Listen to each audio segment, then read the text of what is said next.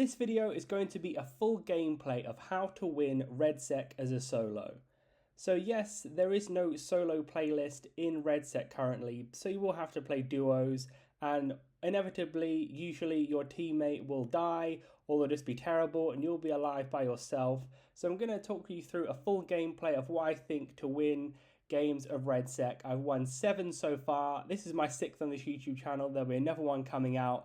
I keep on uploading all of my wins when I get them and kind of talking you through each of the basics. But this one is going to be a full gameplay, full 20 plus minutes of all of my thought process and how I managed to consistently get wins.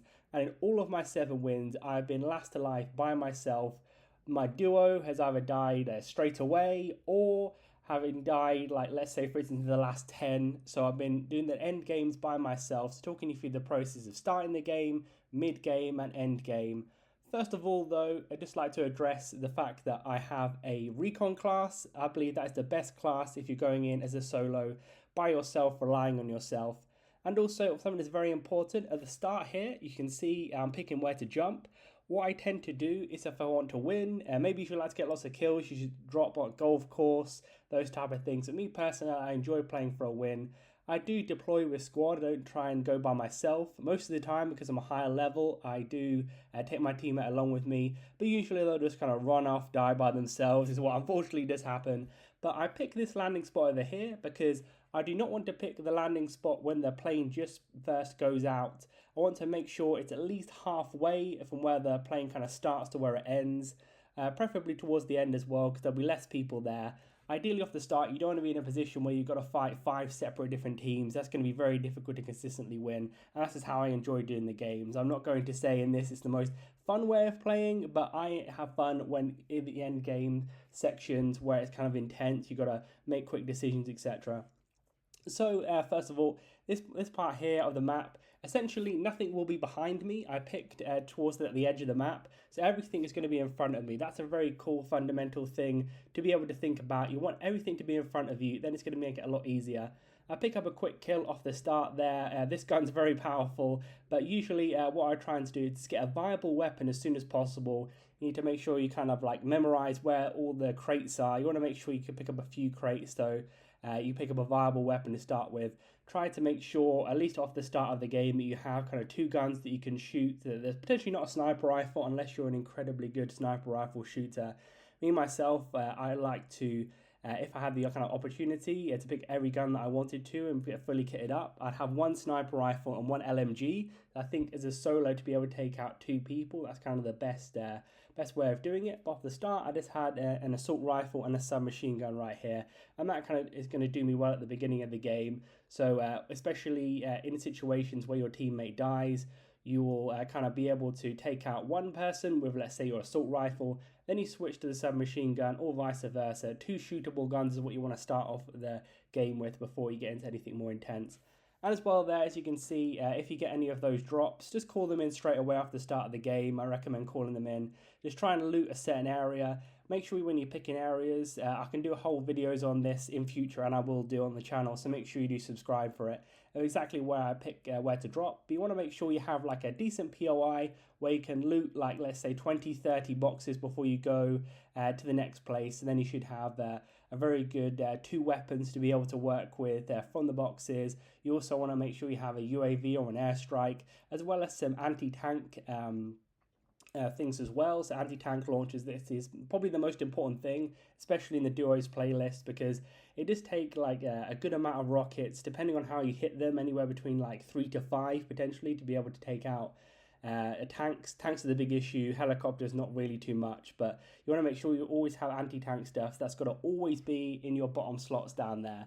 But always as well, making sure I have 6 plates in my inventory too, because if you get into fights, you want to make sure you reload the plates, etc., and try and get as many of them as possible. But I always prefer to have a UAV overwatch instead of an airstrike, purely because at the end game it is the most powerful thing. What I will usually do is I'll use the airstrike straight away. It doesn't really get a lot of kills, but I'll just kind of use them so then enemies can't use them as well. And 2, I will try and complete as many missions as possible, because 1, it kind of builds up your XP at the bottom right. So then when you use things like drone with the recon class, which is super important, You might be able to drop bombs on them, people, etc. when you're using the drone, and get different things quicker. You'll be able to actually get the recon drones itself quicker down there too, the kind of reload rate of them. So the towards the end game, it's really important to use the drones, use the motion sensor. Those are the two things to consistently get wins, because this motion sensor here, it's just basically a UAV. You see I put it down there, I can see exactly where the person is. Makes it super simple, so then I can just go around the corner pre-aiming, be able to shoot the person, get kind of unlucky here. But then, of course, in most of these situations, you can see I'm kind of by myself right here. And you want to make sure you have enough plates and be able to reload your guns. And then in this situation here, managed to get my sensor on point, take this guy out. Usually what you want to do is make sure that you only take gunfights when you're in an advantageous position in a one-on-one. As you can see there, I was reloading my plates, managed to get my plates down, but I didn't manage to get that kill. And here is a situation where you kind of have to rely on your teammate. If not, you'll just kind of drop back in yourself. You want to make sure you make kind of risky plays towards the beginning of the game. I believe it's the first about 5 to 10 minutes where you'll be able to spawn back in and get your second revive.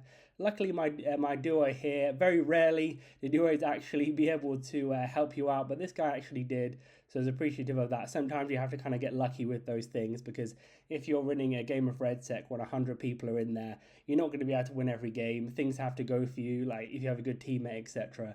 Because the vast majority of these games, people will be playing with, let's say, their friends, their teammates or whatever. You'll be going against them. So it's very difficult to be able to do things solo. So you're going to have to take what you can with these types of things.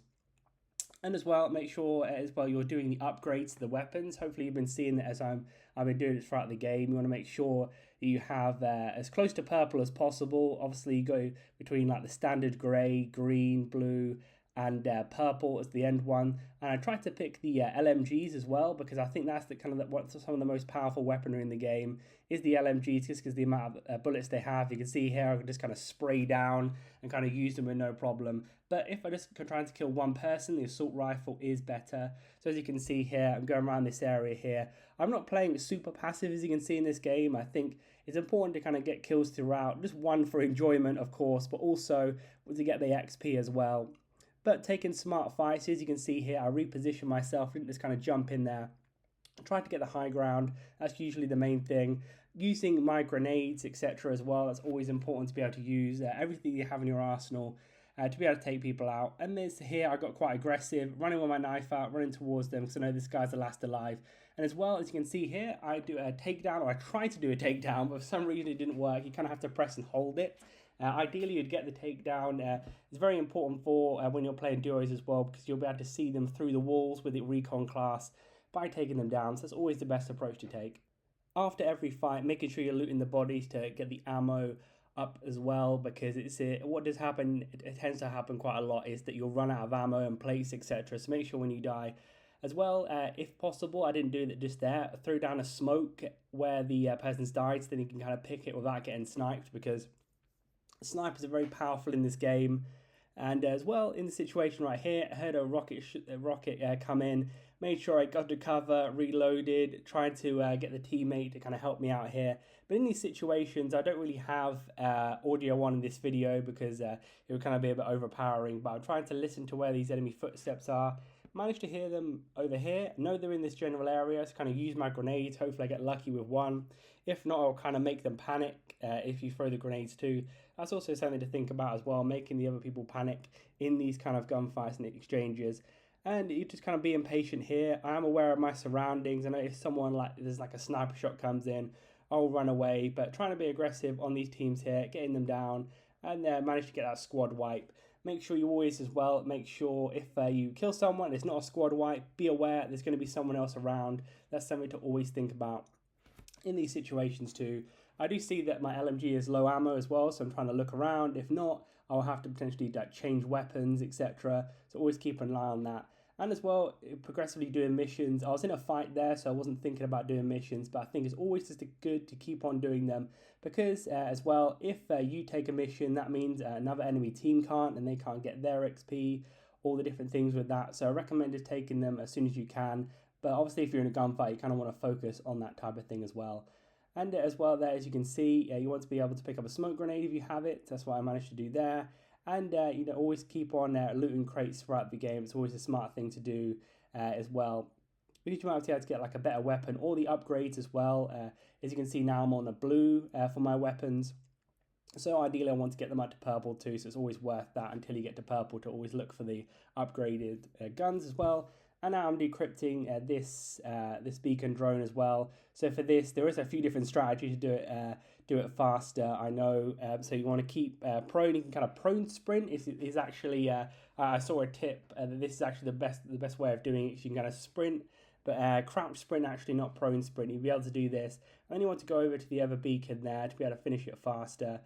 Beacons are pretty easy ones to do because it doesn't require a lot of people to kind of know about you. It doesn't kind of pop up on the mini map that you're doing anything. So it's something to take advantage of.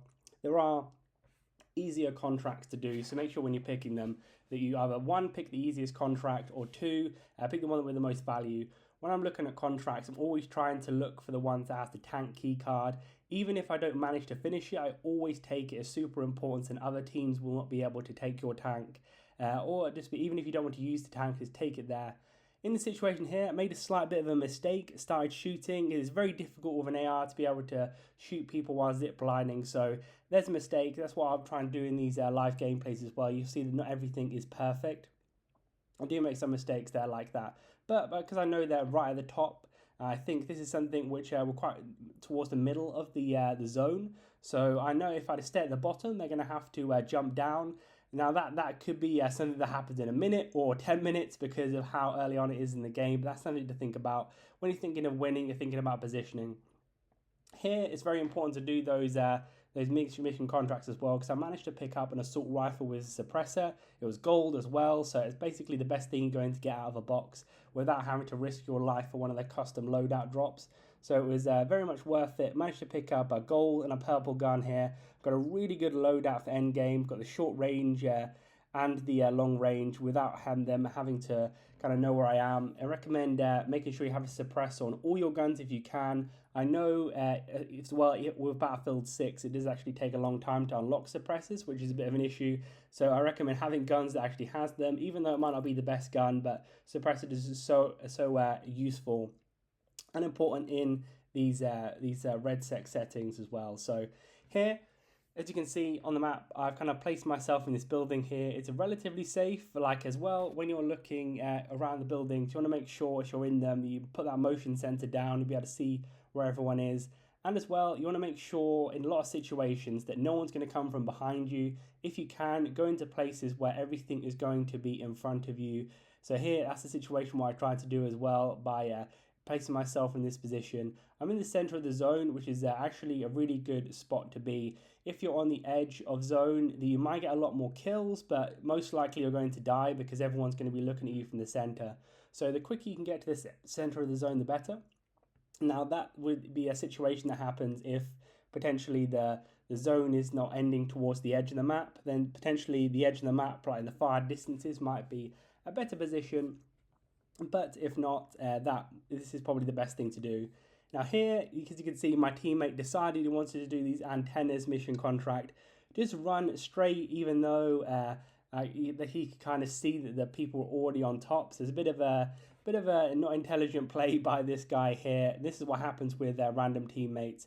He kind of exposed himself over there by himself. If I ran out, I would die by the team above me, so I'm not going to.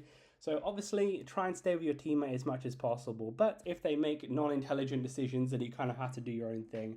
So here, I'm just very happy sitting in this area for a while, waiting for the zone to go down and kind of making the decisions after that. And if you want to win a lot of games, unfortunately, you're not going to be able to be running around, all action, getting kills the whole time. And you want to do things to kind of make the action just like that. As soon as the motion sensor comes up, place it down. Recommend always doing that. It's very hard for the enemy to be able to hear or see a motion sensor, so you may as well just keep placing them down as soon as you get them. And also your recon drones as well. I kind of didn't want to use the recon drone in this situation right here because the enemies above me would then kind of know that I'm there and then potentially attack me. So sometimes you want to be a little bit cautious of how you use the recon drones. Don't just spam them out because people will be able to see them on the mini-map and actually physically in the game as well. So what I'm trying to do now is just look for people who are going to run in this general vicinity so that I can pick up some easy kills. with a suppressor as well, because the enemies will not kind of see me because I'm shooting with a suppressor, and the team above me as well. That's why it's super important. And this made this game relatively easy to win because I had the suppressor on my gun. So sometimes you do have to risk it for the custom loadout, but if you can get in a position where you have a viable gun with a suppressor, maybe don't risk it, because the custom loadouts are probably the place where on the map where everyone is. And as you can see here, with the recon class, is very overpowered in my opinion, because you can be able to see those red dots above the people that you're looking at, and you can kind of track them through walls and around different places you might not be able to usually see them. Here I'm very patient, and this is something which you will have to do. I could shoot them now, get some bullets off on him, but then he wouldn't run into this direction. Around about now is where I know I can get a full clean kill, and that's when I choose to shoot. So that's something where you can pick up a lot of kills in these games if you're just very patient about it.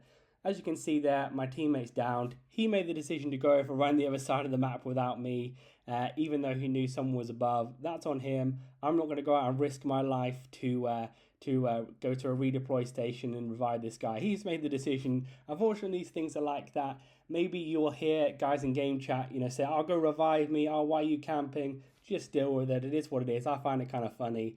I've got a few videos coming out soon with some funny situations with that, but it is what it is. You kind of have to take it from what it is. And as well, I've tried to take some people out in the distance here, but when you are towards the edge of the map, it's very difficult to see because of all the fire. So that's why going in the middle of the map is also really important as well.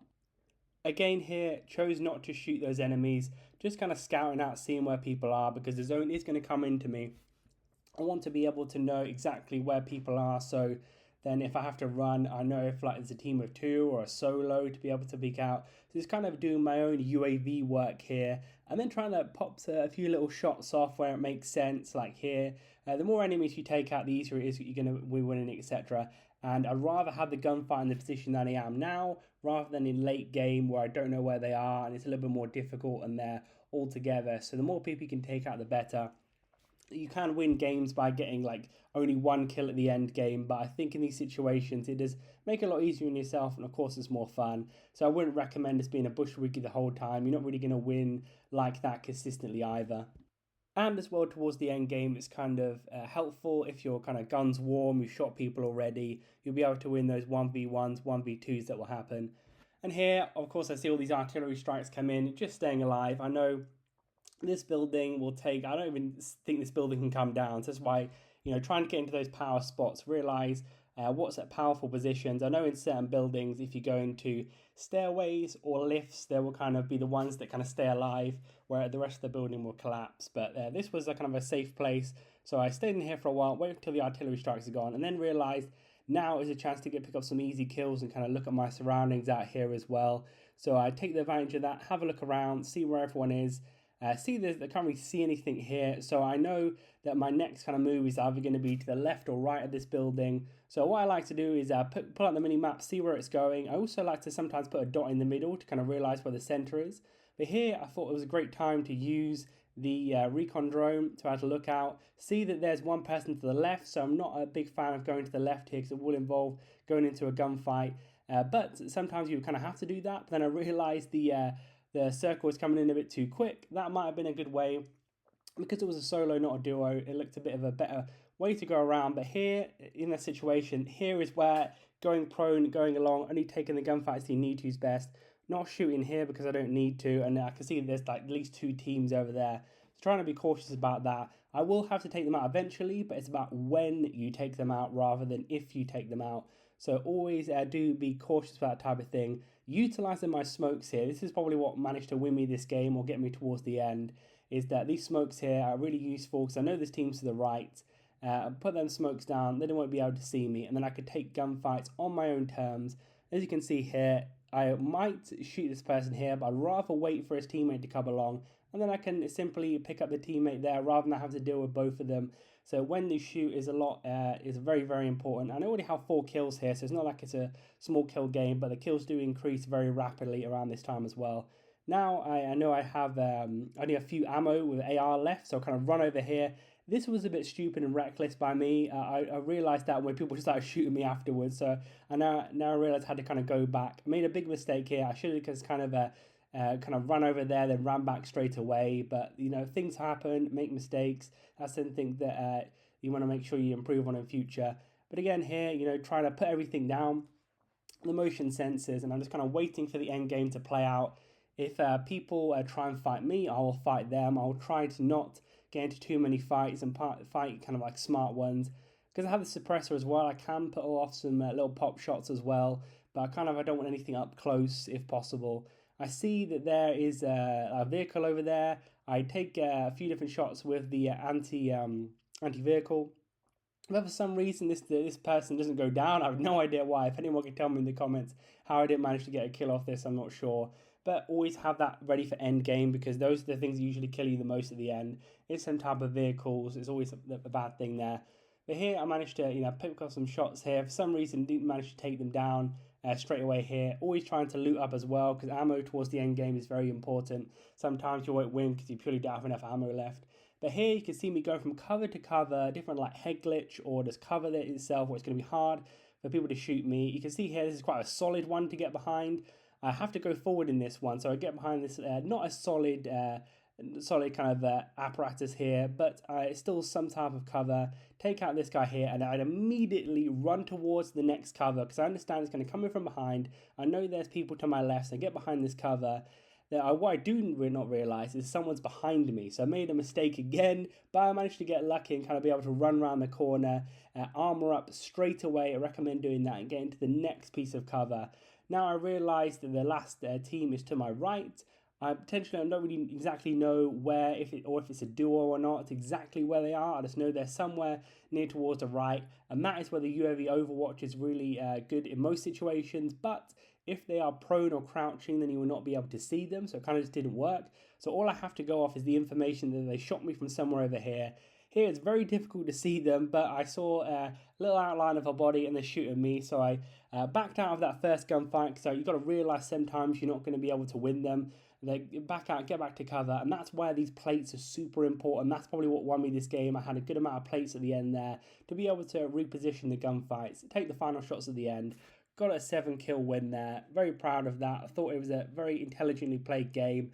Kill people when I need to. Got a good amount of kills, but was also very stealthy as well. And that is how you consistently win. Taking gunfights when you need to, being stealthy, using the suppressor, and then making sure you make the correct decisions throughout to give yourself the best percentage chance of winning. So if you would like to see more videos like this, leave a like, also comment below, subscribe to the channel to see more videos like this. But thank you for watching, and I'll see you in the next video.